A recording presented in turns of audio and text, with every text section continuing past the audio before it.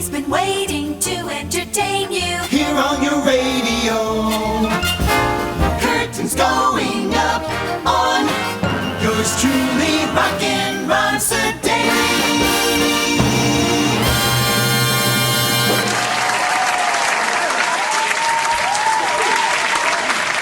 Wow, thank you. Thank you, everybody. Thank you. Hey, good to see you. Thank you. Thank you, thank you, thank you. Wow. This is the first Fun Tower Kitchen being filmed in front of a live studio audience. Give yourselves a big round of applause. All right. Fantastic. Wow, we've got a full house here. Amazing. But everybody is staying socially distant. We've got looks like we've got 2 seats in between each person. That's good. So anyway, this is the first Fun Tower Kitchen that is being filmed in front of a live studio audience. So if you've noticed up there, there's a can of tomatoes missing. And I've got my red apron on. So that can only mean one thing. We're gonna make the sauce. That's right, the sauce. That's how they say it down on Long Island. They say, I'm gonna make the sauce. All right, I've got my Isabella peeled whole tomatoes here.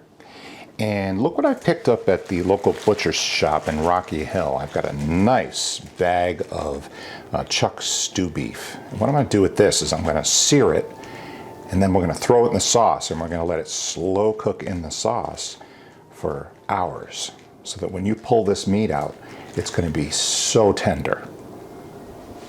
Now, as you know, what I like to do is I like to take these tomatoes and I like to cut them in half and then try to get as many of the seeds out as you can. You don't have to do this, but I like doing this because I think that the seeds add a little bit of acidity, bitterness, I should say, to the sauce. So we're just gonna, get as many of the seeds out as you can. We're not gonna get them all, but we can certainly get most of them. So I dare say we got 90% of the seeds out. We're gonna take the rest of this pulp, we're gonna pour it into our strainer because there's lots of seeds in there too. We're not gonna waste one drop of this. And then we're just gonna take a wooden spoon and we're gonna strain all that pulp through our strainer, catch all of those seeds. So this whole exercise took about 20 minutes, but when you're going through the effort of making your own sauce, to me it's worth it to spend the extra 20 minutes just to get 80 to 90% of the seeds out, because this does add bitterness. Look at that, look at all those seeds we got. See that? Okay, my apologies, folks, if you hear a noisy bird in the background. She's all upset because she saw a groundhog out the window in the backyard, and it kind of freaked her out. So she's in here complaining to me about it. And what we're going to do now is we're going to put these tomato chunks into the food processor. You could actually cook them down the way they are, and you'll end up with a nice chunky sauce. But I prefer today to make a smooth sauce. What? She's going to hear this probably and fly away anyway, so we'll just pulse this.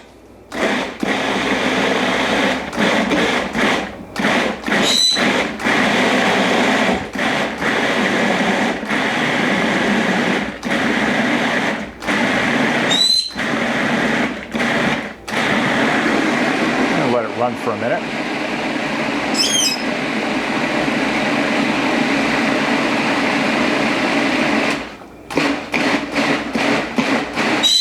There we go. And we got a nice consistency there. Wow. What's your problem? Yeah, wow is right. Okay, got our sauce pot going over here. And we'll use up the rest of our pre-made garlic here, which has olive oil in it. that right in there like that.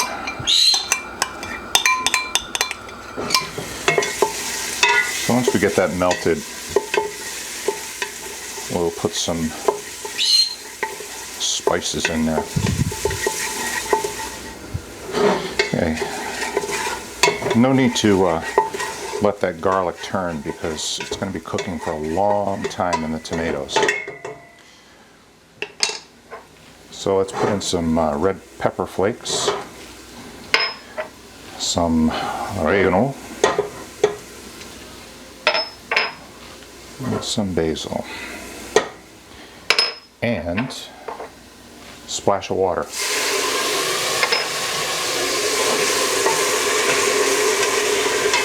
It's going to help to marry all this stuff that we just threw in there without burning anything.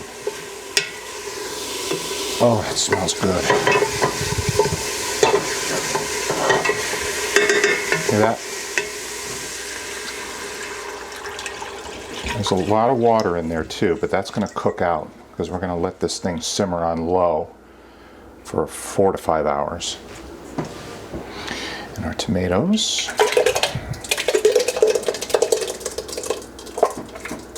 Now you know why I wear the red apron.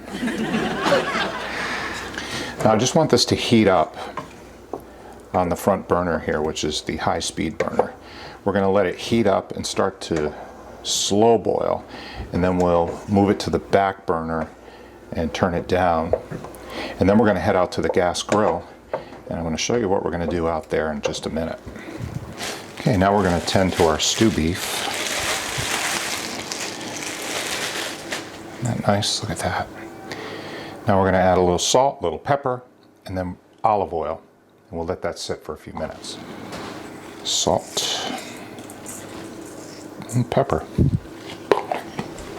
and some olive oil. Mix that up. You don't have to go too crazy on the seasoning of this meat because it's just going to end up slow cooking with the sauce anyway. So all those flavors will marry together. And this is going to add a nice taste to the sauce too. Some nice lean chuck right there. And I have the grill turned on high outside, and I have a cast iron skillet warming up out there. So as soon as that's ready, we're going to take these out and we're going to sear them.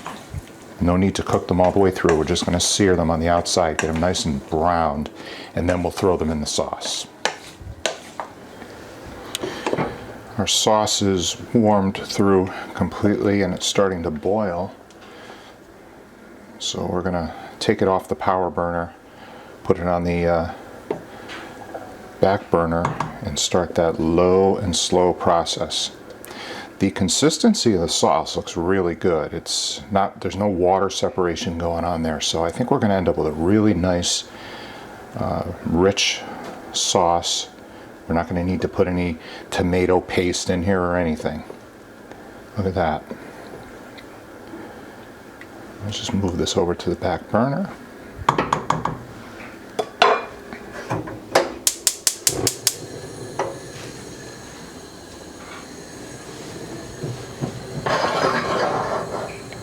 Like so, uncovered.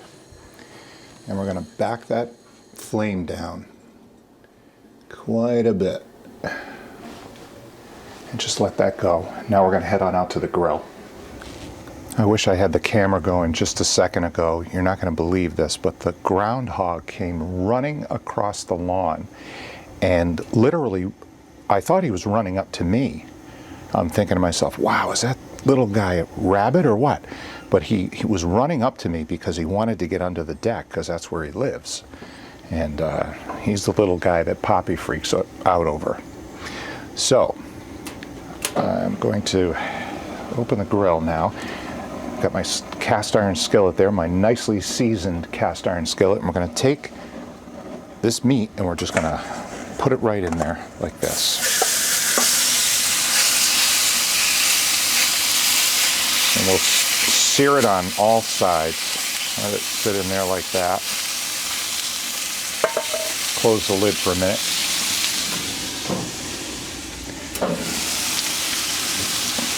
It's a beautiful day here in southern New England, by the way. Spring is here. Hopefully the warmth will help folks get better and limit the spread of that terrible Corona-19 virus. It's just awful. I never thought in my wildest dreams that we would live in times like this where people are just so afraid. You know, you go out to the store and everybody's being very cautious, not getting too close to each other. I think it's a valuable lesson that we're all learning about, you know, keeping a safe distance from people. I mean, not just with the coronavirus, but the flu, you know. I get a flu shot every year. I've been very fortunate since I started getting the flu shot that I had never had the flu. The few times that I've had it when I was younger, it was bad. And I remember one time, I was 15 years old, I had the flu so bad that when I woke up in the morning, I was delirious. I couldn't even think straight. I thought I was going to die. All right, these are good enough. You could actually put the meat right in the sauce without searing it first. I like to put it in a cast iron skillet and fry it up a little bit ahead of time. I think it adds a little more flavor, that browned flavor, and it looks better too. Sometimes when you put raw meat in the sauce, when it comes out, it's like a pale brown color. This has a nice, healthy look to it. And we'll scoop this up. And throw this right in the sauce.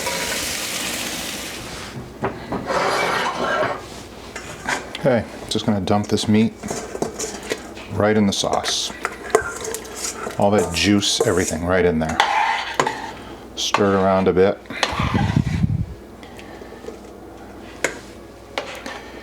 And there we have it, our meat sauce. So now I'm going to put it back over on the back burner, and we're going to let it go low and slow for a few hours. We're going to let it go until it gets to the right consistency. You know, if you prefer it a little bit on the runnier side, you don't want to cook it down as much. You know, I kind of like it in the middle somewhere. So it looks like we're going to go 3 or 4 hours with this. We're going to let this go low and slow, and we've got some errands to run, and we'll catch you back in a few. All right, I just got back from a trip out to BJ's Wholesale Club. Picked up some corn oil, and they had plenty of that. I was surprised. And look what else I picked up. I got a nice basil plant. And I'm going to take a couple of those basil leaves and drop them into our sauce. And I've also got some rosemary here that we'll use in future cooking shows. And with our homemade meat sauce today, I thought we would have some of this Giovanni Rana. It's spinach ravioli. Yeah, rinsed off a couple of basil leaves. I'll throw them in there. And our sauce has been going for a little over 2 hours. Add a little sugar sauce. Take the acidity out. I got a package today from Sticker Mule. That is the company that makes the Fun Tower Radio bumper stickers and other assorted items. And they sent me this mule sauce. And it's got a heat intensity of 4 out of 5. So I thought, we're not going to put too much in, but just a little. Just a little bit of hot sauce for our tomato sauce. Put some water on for our raviolis. A little bit of salt in that water. Okay, our raviolis are going to need about 5 minutes to boil. All right, oil's ready. We can drop our mozzarella in carrozza in there, just like that.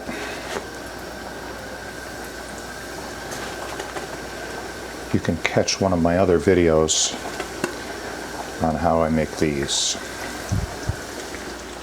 Okay, we're going to strain our raviolis. They're done. Our fried mozzarella is done, our mozzarella in carrozza, and we'll plate everything out.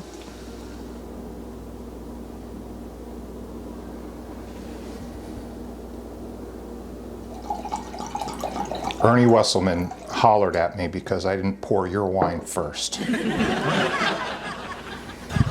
Okay, Ernie? I guess you're supposed to pour the guests' wine first. Well, it's only polite.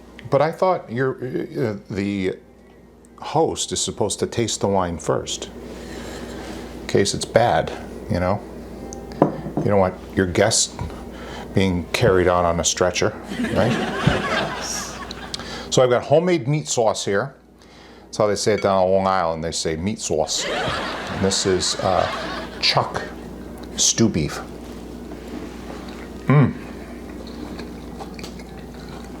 That is fantastic. This is fantastic. I hope you enjoyed this video. Stay tuned for the next one. Stay safe, and what's the advice we're giving everyone? Wash your hands. Wash your hands and keep your fingers out of your nose. See you next time.